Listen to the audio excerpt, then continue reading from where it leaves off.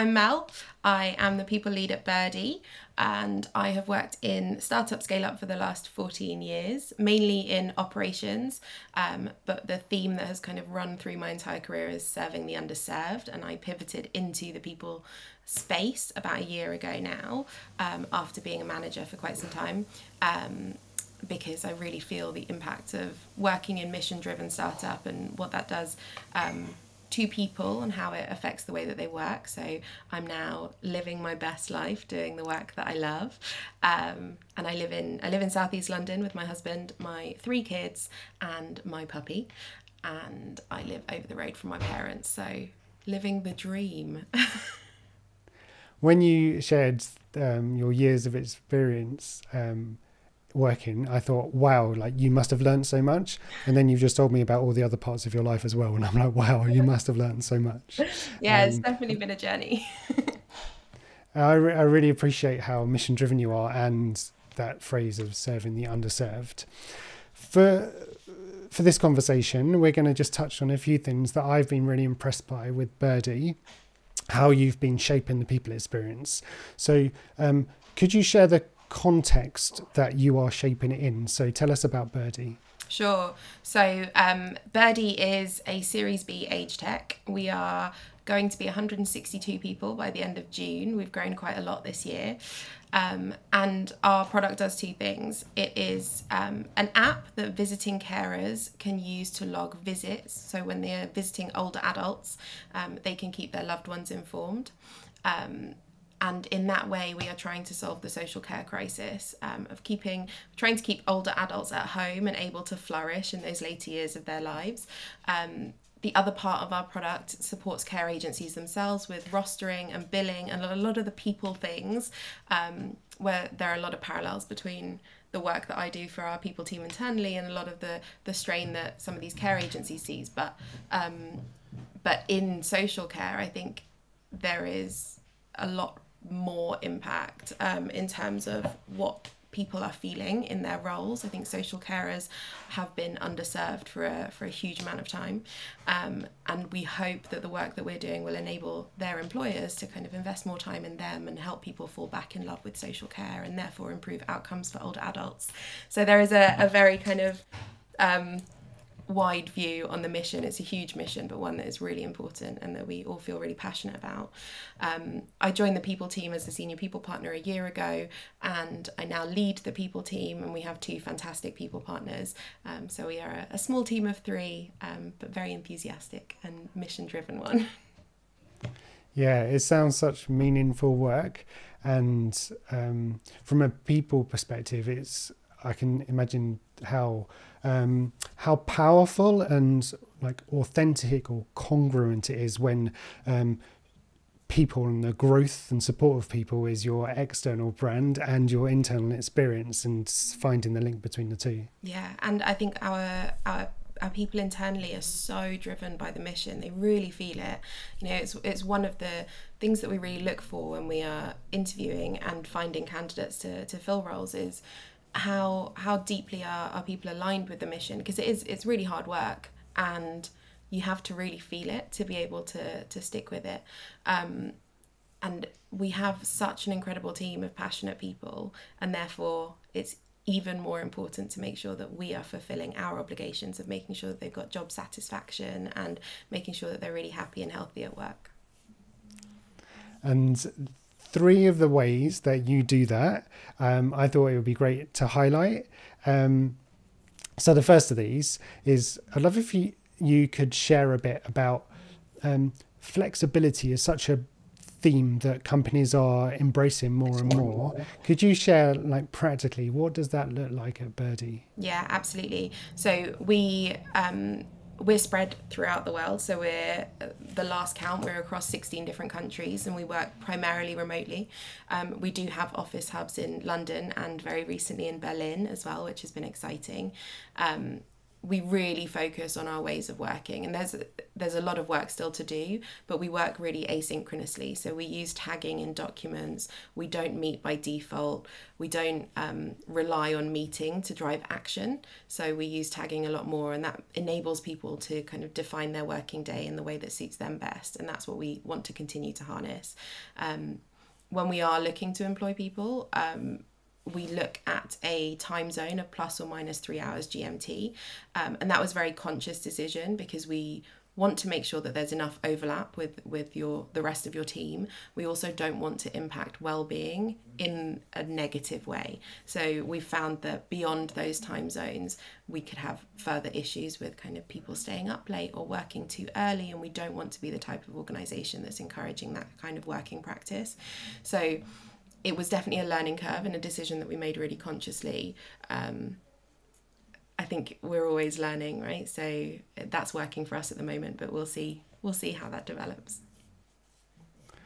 It's brilliant to see the clarity that you're getting and giving, and how that will evolve over time with your company.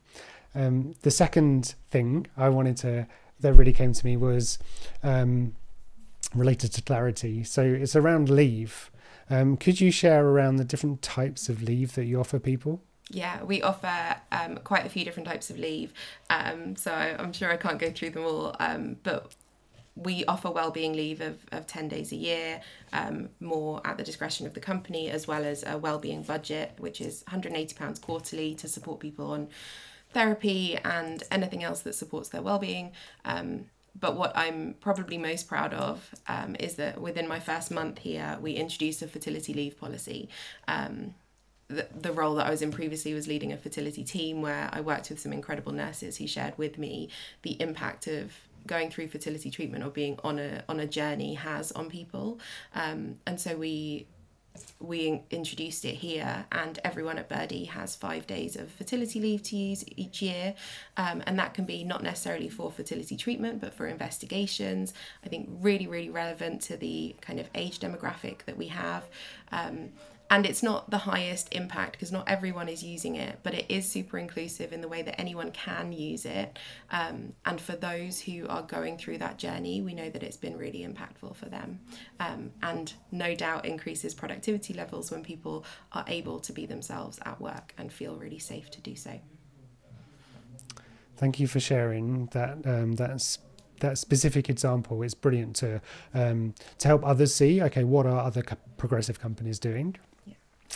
The third thing that stood out to me was one of your values. We love a little quirkiness, and the description is celebrating community spirit, humour, fun, and idiosyncrasies that can make us unique. I laugh because yeah, go on. I laugh because it's last week I made an emoji on Slack that was like certified quirky, because we see so much of this quirkiness come across every aspect of what we do at Birdie, and it's a really good reminder of everyone being able to be themselves.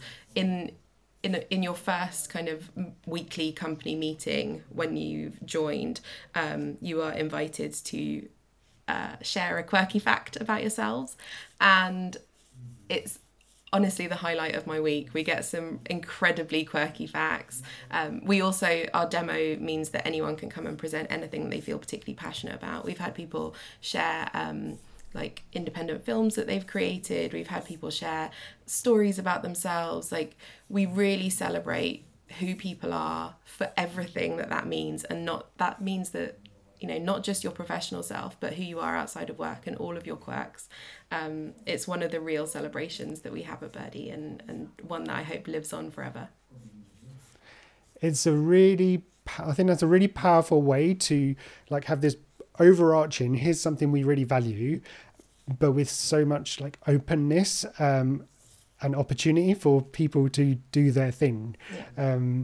And I'm curious. I wonder if quirkiness appears as a metric in your board report as an idea. If only. I need to work that in somehow. It should be. You could look at. Good. Sorry. It should be, because I think that's how we harness inclusivity, right? If we insist that we celebrate quirkiness, if we insist that all of those quirks are met with zero judgment, then we as a community become more inclusive. And I think that's a really positive step.